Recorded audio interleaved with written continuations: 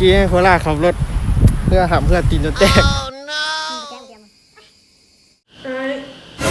มาจะขี้เลย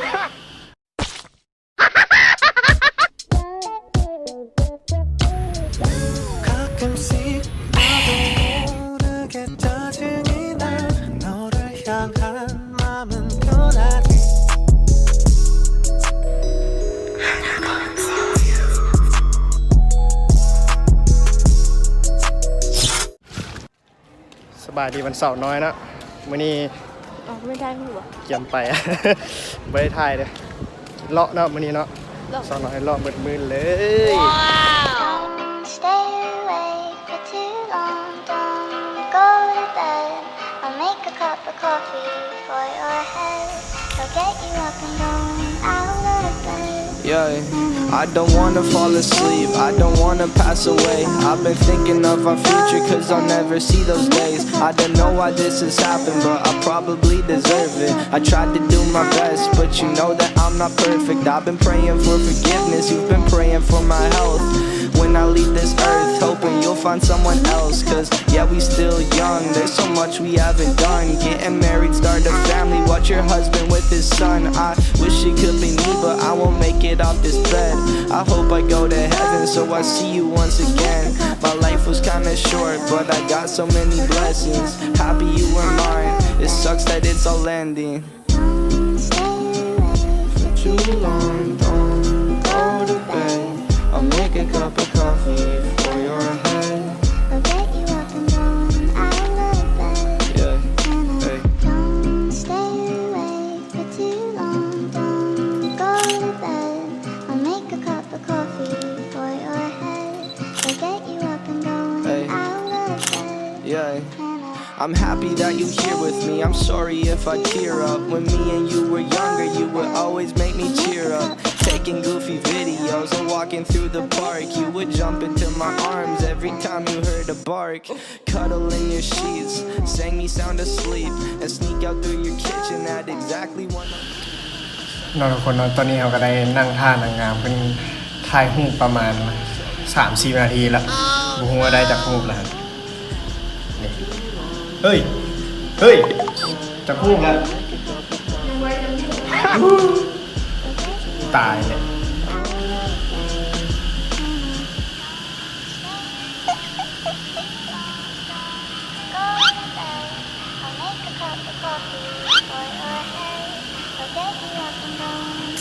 วันนี้ลูกผ่านเลยลูกมีแม่ผ่านมีแม่ไม่ผ่านไหม เลยเดี๋ยวนะมีอะไรวะเป็นผู้หญิงจังหวัดถ่ายรูปอันนี้ว่าเป็นเราเป็นยังไง อยากมีหูเองมีหูงามงาม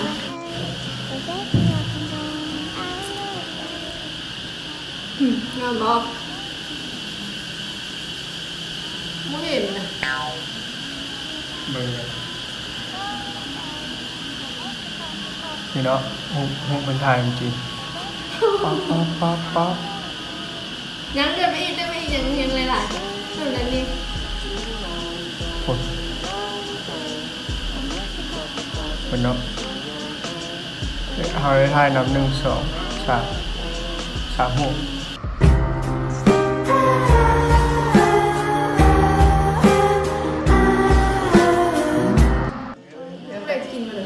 ไม่รู้เว้ยอันนี้ไหม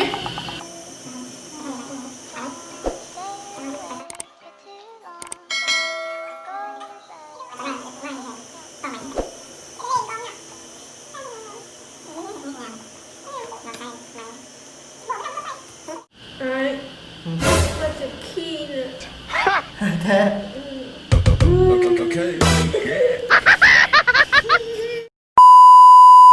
A few moments later. Okay.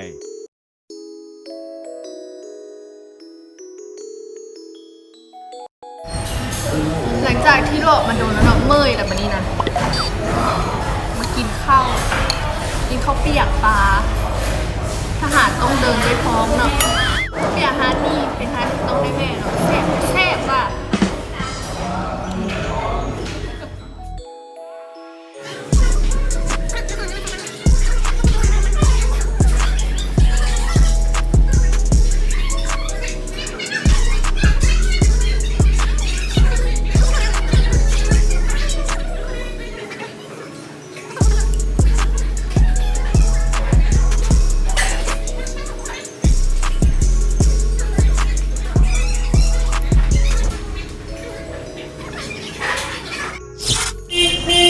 เลยต่ออ้ายบัดนี้ อยากไปกันเลยครับไป ไปทะเลเนาะเนาะ เฮ็ดมันเก็บ เห็ดจะกินอะไรบาร์บีคิว ก่อน โอ้ยอยากกินนะเนาะ Okay.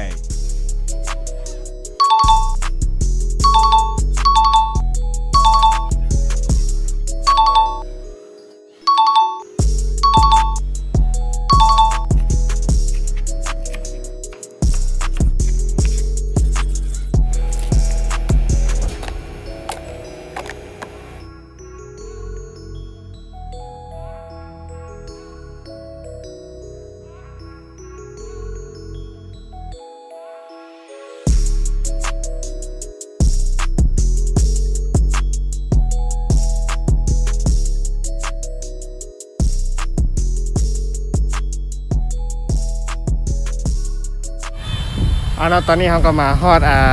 ทะเลแล้ว เมื่อกี้โคราชขับรถเพื่อหามเพื่อตีนจนแตกแซงตลอด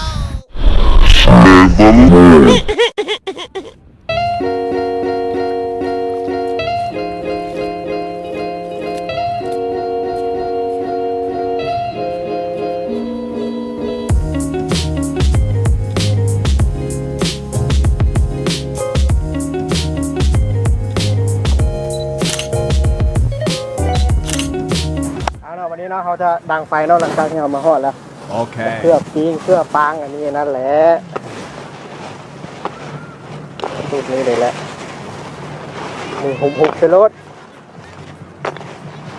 จะค่อยล้างเอาซึ่งบ่มีน้ำล้างมือ ดูกระบี่ มาใส่กระหดี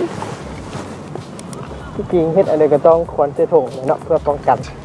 ถุงมือไม่ให้มันเปื้อนนะใส่ถุงมือ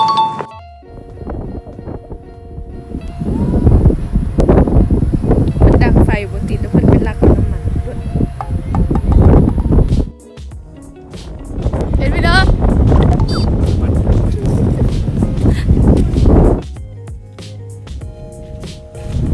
จะได้กินอยู่บ้างนี่นะ ได้กินอยู่เนาะอันนี้หลังจากที่เราดังไฟปะกันแล้วเราก็มาเสียบไม้ปิ้งบาร์บีคิวไว้เนาะการเสียบทุกครั้งอย่าลืมใส่ถุงมือหรือว่าเสียบอะไรก็อย่าใส่ถุงเพื่อป้องกันความสะอาดนะ Okay. ป้องกันความสะอาดตัวเขาเองเนาะแล้วก็ตัวเขาเองแล้วเขาเฮ็ดเองกินเองเพื่อนคนอื่นเลยนะครับเรื่องหลักการเสียบบ่มีหรอกหลักการเสียบอยากเสียบเลยเสียบไปเลย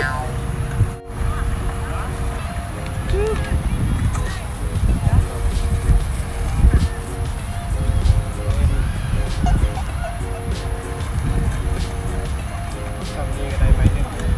Okay. เอาตอนนี้ไฟเฮาก็ติดแล้วเนาะเตรียมปิ้งเลยโอ้ยร้อนดิ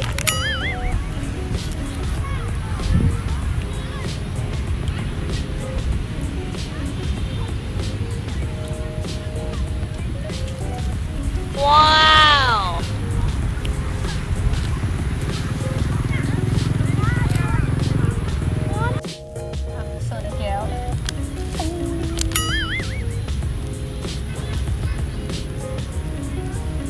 ตาเลยจะกินวะ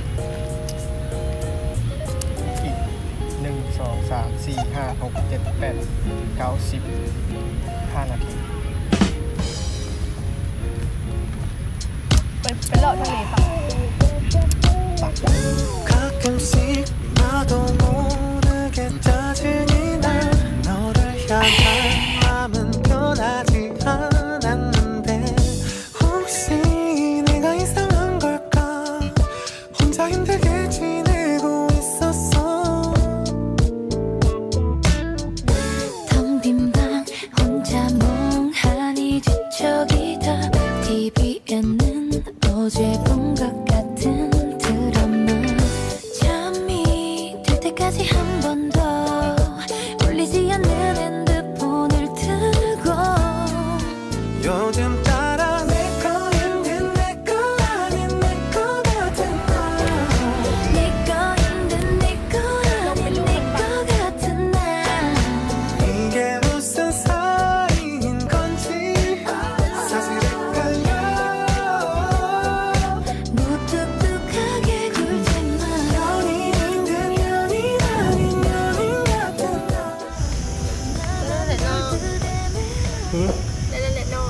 หิวแล้ว อยู่แล้วข้ามละ แทะต้นดี สุกแล้วทุกอ่ะสุกแล้วกิน oh no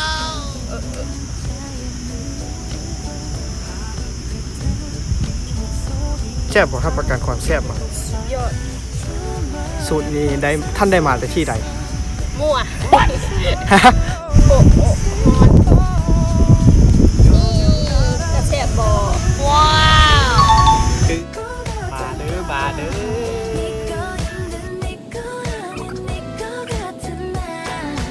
때론 친구 같다는 말이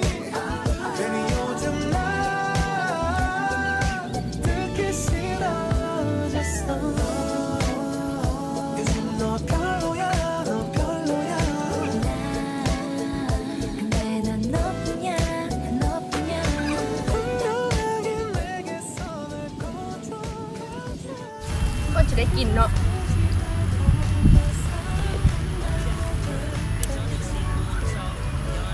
ไม่เสียบพูดออกมาก่อน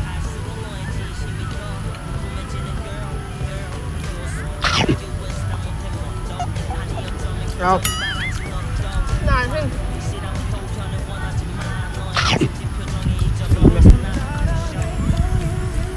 ไม่กินมาเพื่ออยากเค็มอ่ะเนาะเค็มอ่ะ ถึงแล้ว ตัวเองก็เค็มมากมันหนึ่งเปียกๆคุณ oh no ยังออกอ่ะ บอกไม่ใส่เย็น